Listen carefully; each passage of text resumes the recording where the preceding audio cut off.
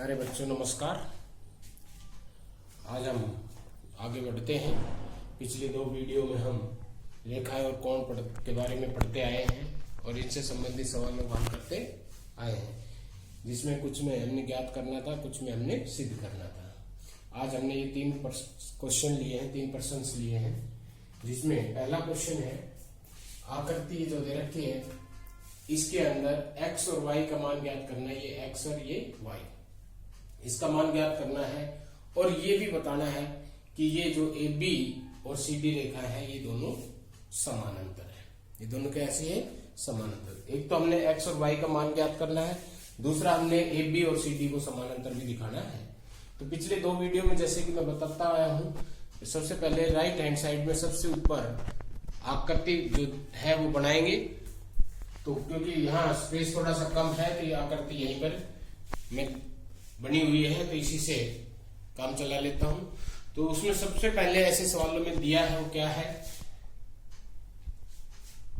दिया है इसमें दो रेखाएं को, एक रेखा काट रही है और एक ये 50 डिग्री का कोण और ये 130 डिग्री का कोण।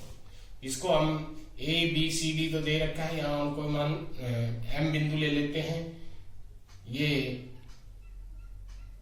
P, इसको यहाँ क्या मान लेते हैं, और ये कोई बिंदु आ गया MN। तो इसमें दिया है कोण APM या MPA। तो दिया है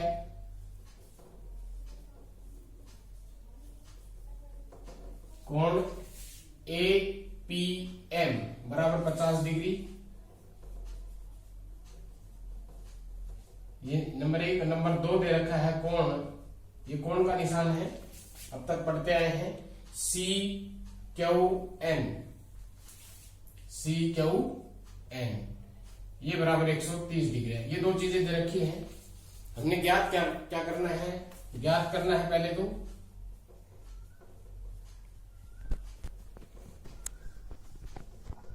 कि x और y, x तथा y का मान,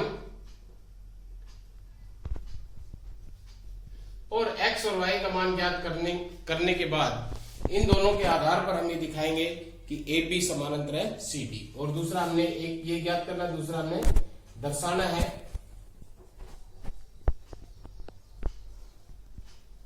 कि AB समानांतर है CD। ये समानांतर का निशान है, तो खड़ी लाइन है, ये समानांतर का निशान है। तो हल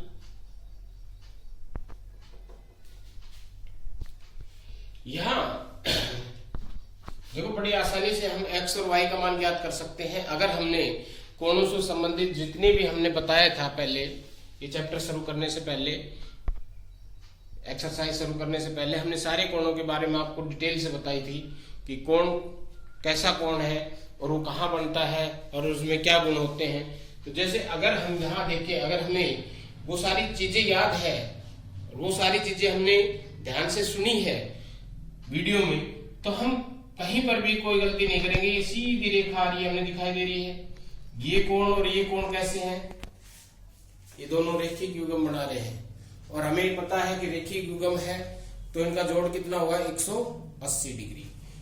180 दो कोण है, दोनों का जोड़ 180 है। एक कोण दिया हुआ है तो दूसरा कोण हम आसानी से ज्ञात कर सकते हैं। तो हम लिखेंगे x प्लस 50 बराबर है 180 डिग्री। ये कैसे है, रेखिक युग्म। x प्लस में 50, ये दोनों सीधी रेखा जा रही है, स्पष्ट दिखाई दे रहा है कि दोनों कैसे रेखिक युग्म बन रहे हैं। रेखिक युग्म बन रहे हैं तो दोनों का योग है वो कितना है, 180।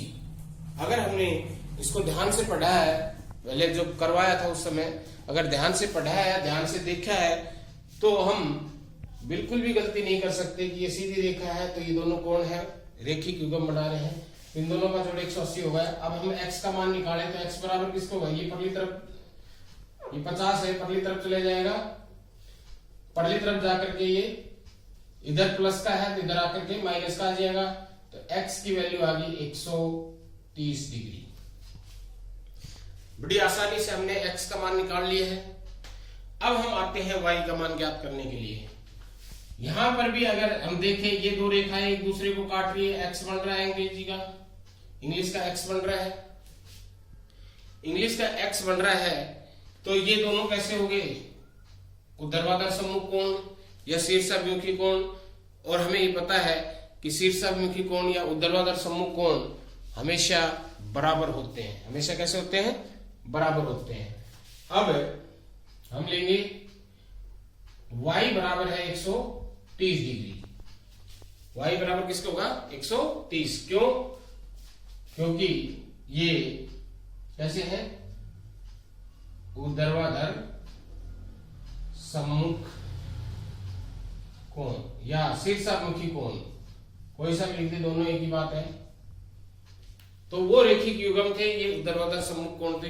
बड़ी आसानी से अगर हमें पता है तो हम बड़ी आसानी से हमने x और y का मान ज्ञात कर लिया। पहली जो चीज थी उसने पूछी थी वो पूरी होगी। अब उसके बाद आते हैं दूसरे पे। दूसरा उसने हमने दर्शाना है कि ये a और AB और CD को हमने समानांतर दिखाना है। अब हम दोनों को देखते हैं x और y को। ये x है और ये y। बड़ी गौर से देखते हैं। ये दो रेखाएं गई, इसको ये तिर्यक रेखा काट रही है। ये तिर्यक रेखा के एक इस तरफ है, ये तिर्यक रेखा के इस तरफ है। ये दोनों अंतः कोण है, एक इधर है और एक दूसरी साइड है। एक इधर एक तिर्यक रेखा की इस साइड है और एक तिर्यक रेखा के इस साइड है। तो स्पष्ट दिखाई दे रहा है ये दोनों कोण कैसे हैं? एकांतर कोण। कैसे है? एकांतर कोण। अब x तथा y एकांतर कोण है।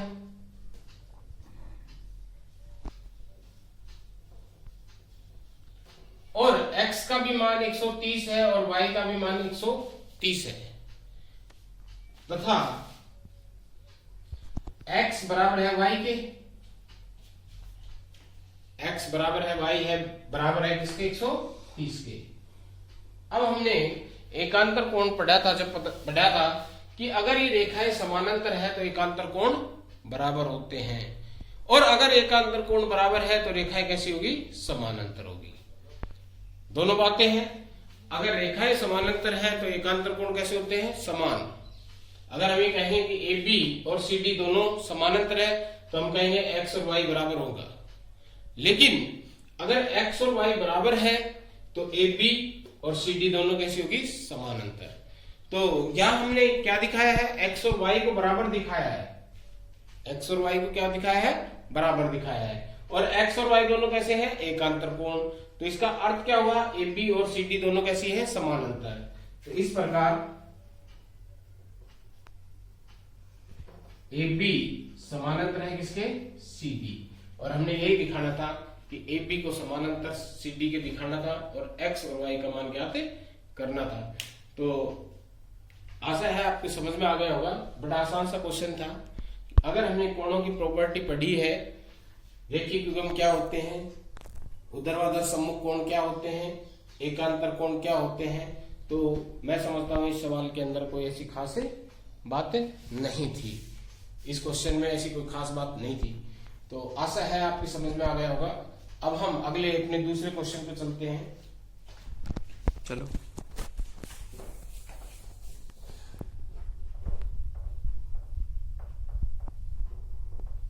अब हम अपने दूसरे सवाल पे आते हैं, दूसरे क्वेश्चन पे आते हैं। दूसरा है, यह आकृति दे रखी है। इस आकृति के अंदर वो कह रहा है कि AB और CD समानांतर है। AB और CD दोनों कैसी है? समानांतर है। दूसरा कह रहा है CD और EF समानांतर है, CD EF के समानांतर है। तो इस प्रकार से हम कह सकते हैं कि AB, CD और EF तीनों आपस में एक दूसरे के साथ क्या है? समानांतर है। Y और Z का जो कोण, Y और Z जो कोण है, उन दोनों का अनुपात 3 और 7 दे रखा है और हमने कोण ज्ञात करना है x। कौन सा ज्ञात करना है? x। ठीक है। तो देखो सबसे पहले दिया है, लिखेंगे वही उसी प्रकार से। पहला क्या दिया है, AB समानांतर है CD तथा CD समानांतर है EF। दूसरा है Y और Z का जो अनुपात है, कोण Y और कोण Z का अनुपात है 3:7। ज्ञात करना है X का मान।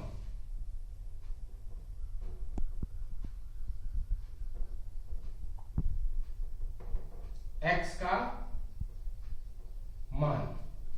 का मान हमने ज्ञात करना है। तो अब हल, सबसे पहले हम जो अनुपात दे रखा है उस अनुपात में हम मान लेते हैं। माना y बराबर होगा 3 के साथ ये लगा लेते हैं 3a, क्योंकि x हम नहीं लेंगे क्योंकि x तो यहां पहले दे रखा है। तो हमने y को क्या मान लिया 3a, z को हमने क्या मान लिया 7a, z को हमने क्या मान लिया 7a। ठीक है। अब AB समानांतर है CD दे रखा है, दिया है साहब, AB समानांतर CD दे रखा है तथा CD समानांतर दे रखी है EF, ये दिया है। इसमें हमारा कुछ कोई रोल नहीं है। AB CD के समानांतर दे रखा है, CD है वो EF के समानांतर है। वही आ जाती है यूक्लिड की अवधारणा, जब दो वस्तुएं किसी तीसरी वस्तु के समान हो तो वो आपस में भी समान होती है। यानी कि दो रेखाएं कभी कोई तीसरी रेखा के समानांतर है तो वो दोनों रेखाएं भी आपस में समानांतर होगी। AB भी CD के समानांतर है और EF भी CD के समानांतर है। तो इससे क्या निष्कर्ष निकला कि AB और EF दोनों आपस में क्या है समानांतर। तो इस प्रकार AB समानांतर किसको होगी EF। अब इसको ध्यान से गौर से देखो, X और Z ये दोनों समानांतर दिखा दी मैंने। ये AB है और ये है EF, ये AB और ये EF है, ये दोनों समानांतर दिखा दी। ये एक तिर्यक रेखा है, इसको काट रही है, ये एक तिर्यक रेखा इसको काट रही है। तो इस प्रकार से ये कोण और ये कोण कैसे कोण हुए, एकांतर कोण। कैसे कोण हुए, एकांतर कोण हो गए। तो एकांतर कोण है तो इसका अर्थ है x और z दोनों कैसे हैं बराबर। x और z दोनों कैसे हैं बराबर। देखो ध्यान से देखो, हमने ये दिखा दिया कि AB समानांतर है EF, ये AB और ये EF समानांतर है। ये एक तिर्यक रेखा काट रही है, z की शेप बन रही है। और हमने बताया था कि अगर इंग्लिश का x बनता है तो ऊर्ध्वाधर सम्मुख कोण, F बनता है उल्टा सीधा जैसा भी बनता है संगत कोण, और z बनता है या n दिखाई देता है z या n उल्टा या सीधा, तो वहां एकांतर कोण होते हैं। तो यहाँ ये दोनों एकांतर कोण है और ये दोनों रेखाएं समानांतर है, तो इसलिए x और y न x और z दोनों क्या हो गया समानांतर है। इस प्रकार AB समानांतर EF है, इसलिए x बराबर होगा z। x किसके बराबर होगा z के। तो इस प्रकार से अब इसलिए z है वो x के बराबर है, इसलिए x बराबर होगा 7a। x बराबर किसको होगा 7a, यानी कि x और z दोनों समान है। z 7a है तो x भी 7a होगा, x भी क्या होगा 7a होगा। अब यहां देखो ये दोनों समानांतर रेखा है, ये तिर्यक रेखा काट रही है x और z। y को देखो गौर से, ये x है और ये y है। ये कैसे है, तिर्यक रेखा के एक ही ओर के अंतः कोण है। तिर्यक रेखा के एक ही ओर के क्या है, ये अंतः कोण है। तो इनका योग है वो कितना होगा 180। हम जानते हैं इन दोनों का योग कितना होगा 180। अब x प्लस y बराबर होगा 180 डिग्री। क्यों होगा? क्योंकि तिर्यक रेखा के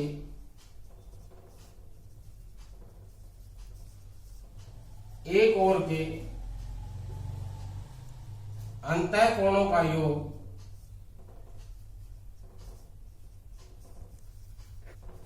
योग 180 डिग्री होता है। ये लिखना जरूरी है।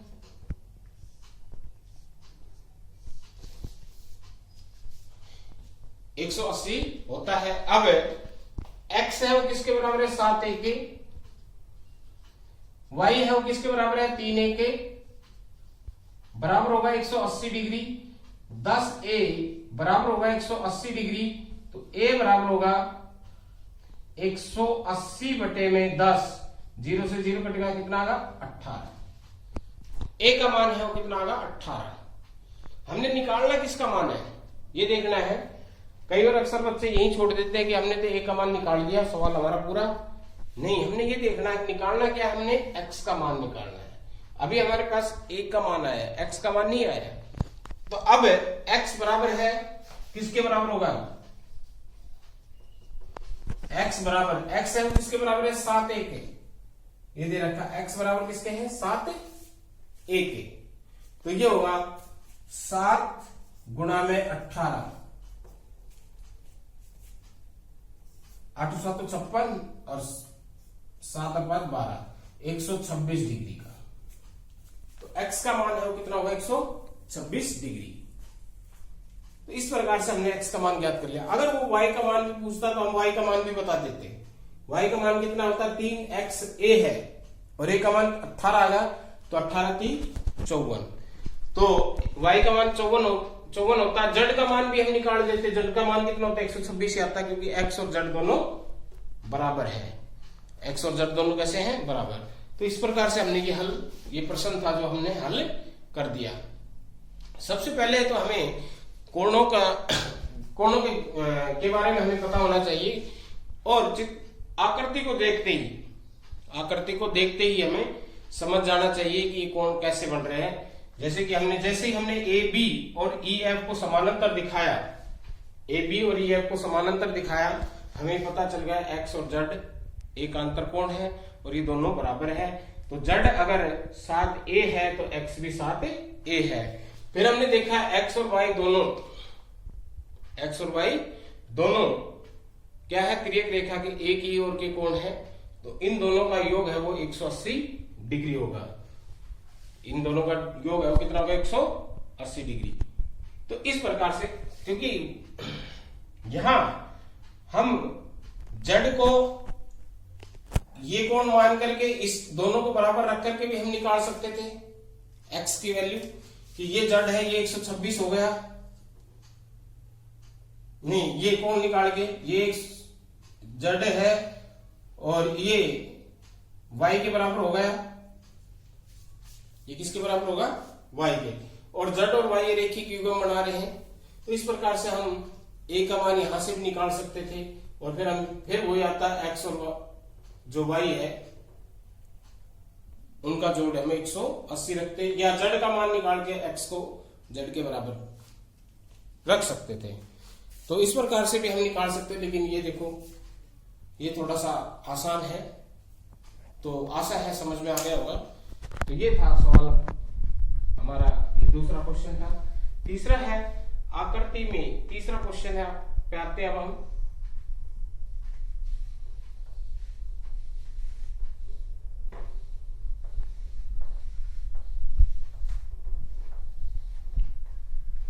आकृति में ये आकृति दे रखी है, इसमें ए बी समानांतर है, सी डी ए बी और ये सी डी दोनों समानांतर है।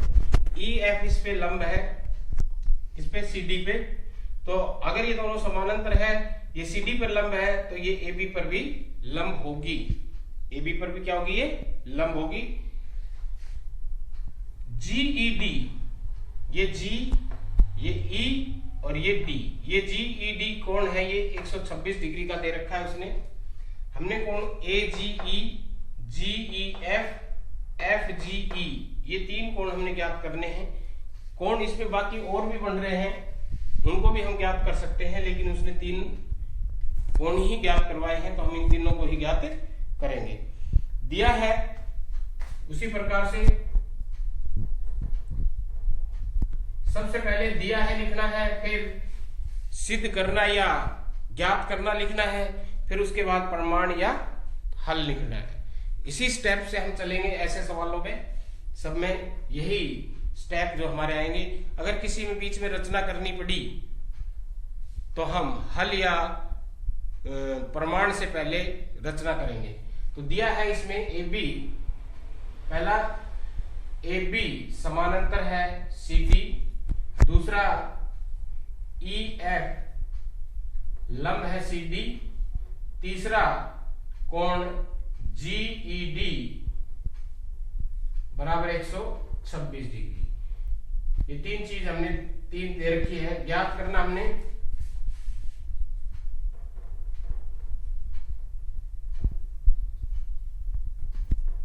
पहला हमने क्या ज्ञात करना है, कोण AGE, AGE। दूसरा हमने क्या ज्ञात करना है, कोण GEF, GEF। और तीसरा हमने क्या ज्ञात करना है, FGE, कोण FGE ज्ञात करना है, इसलिए हल बार बार बता रहा हूं मैं। सबसे पहले हम AGE देखते हैं। AGE, ये A, ये G और ये E, ये कोण हमने ज्ञात करना है। ये कोण देखो, इस पूरे कोण का कौन सा GED, GED और ये AGE दोनों एकांतर कोण बना रहे हैं। दोनों कैसे हैं, एकांतर कोण। देखो वही जड़ की शेप आ गई, यहां चलो, यहां से ये घूमो और ये जड़ की आगे शेप, जहां जड़ की शेप जड़ या एन उल्टा या सीधा बन रहा है वहां एकांतर कोण होगा। तो ये दोनों एकांतर कोण है। अब ये GED दे रखा है उसने, GED कितना दे रखा है, 126। तो इस प्रकार से AGE ये भी कितने का होगा, 126 का। तो हम लिख देंगे कोण AGE बराबर है कोण GED एकांतर कोण, क्योंकि ये एकांतर कोण है, क्योंकि AB और CD समानांतर है, इसलिए बराबर है। इसलिए क्या है, ये बराबर है। तो कोण AGE बराबर किसको होगा, 126 डिग्री। बड़ी आसानी से निकल गया, पता चल गया। अगर हम इस आकृति को ध्यान से देखें, इसमें ढूंढने की कोशिश करें, तो हमें बड़ी आसानी से मिल गया कि AGE बराबर 126 डिग्री। अब दूसरे पे आते हैं GEF। सबसे पहले आकृति में हम देखते हैं GEF कौन सा कोण है, ये G है, ये E है और ये F है, ये इतना कोण। अब देखो इसको भी अगर हम आकृति में देखेंगे, अगर रटोगे तो गलती करोगे, लेकिन अगर मैं इसीलिए कह रहा हूं कि ये जो आकृति है इसको हम अपने राइट हैंड साइड में सबसे ऊपर बनाए और इसके ऊपर हम ध्यान रखें, इसके ऊपर क्या रखें, ध्यान रखें और इसके अनुसार चले, तो हम गलती नहीं करेंगे और हमारी समझ में भी अच्छी तरह से आएगा। जैसे अगर हम इस आकृति को देख रहे हैं कि हमने कौन सा कोण निकालना है, GEF। हमने इस आकृति में GEF को ढूंढने की कोशिश की, तो ये G, ये E और ये F, ये कोण हुआ GEF। अब ये कोण हो गया। अब मुझे ये पता है कि ये 90 डिग्री का कोण है, क्योंकि उसने दे रखा है EF है, लंब है किस पे, CD पे। और ये इतना पूरा कोण दे रखा है उसने 126 डिग्री का। ये पूरा 126 का है, ये 90 डिग्री का है। तो ये जो कोण बच गया ये कितना होगा, इन दोनों का अंतर होगा, दोनों का डिफरेंस होगा। अगर हम इस आकृति को ध्यान से देखेंगे और इसमें ढूंढने की कोशिश करेंगे तो हमें आंसर अवश्य मिलेगा। तो अब आ जाते हैं हम अब कोण GEF बराबर है कोण GED माइनस कोण FED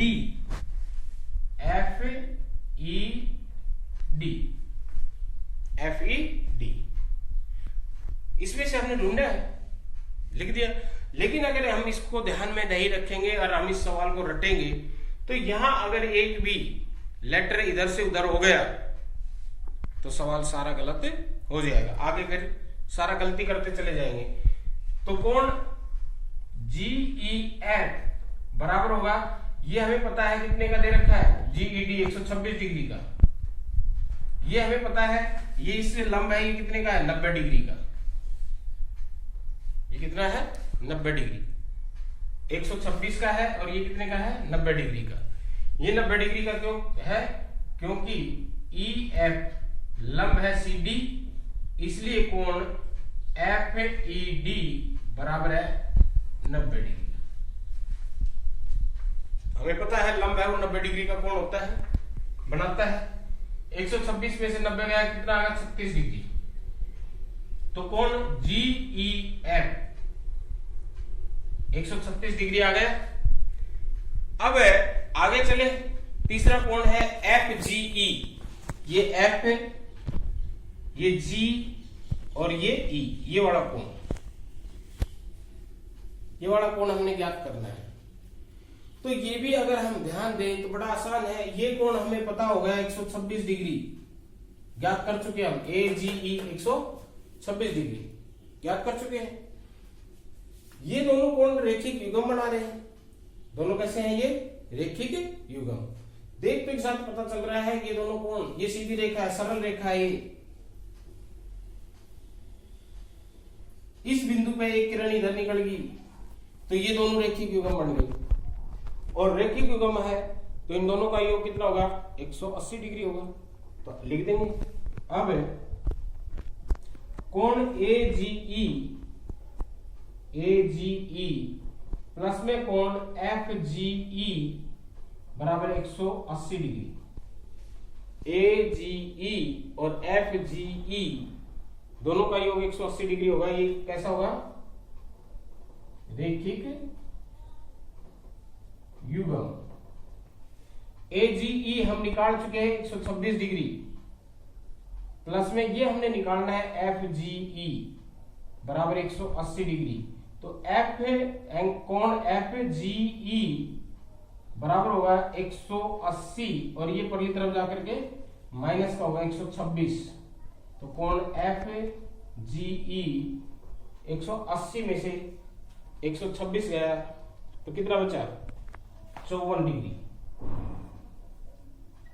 कितना बचा, 54 डिग्री। तो इस तरह से हमने तीनों कोण ज्ञात कर दिए जो उसने ज्ञात करवाए थे। अब वो ये कोण भी पूछ सकता है, इस कोण को ज्ञात कीजिए।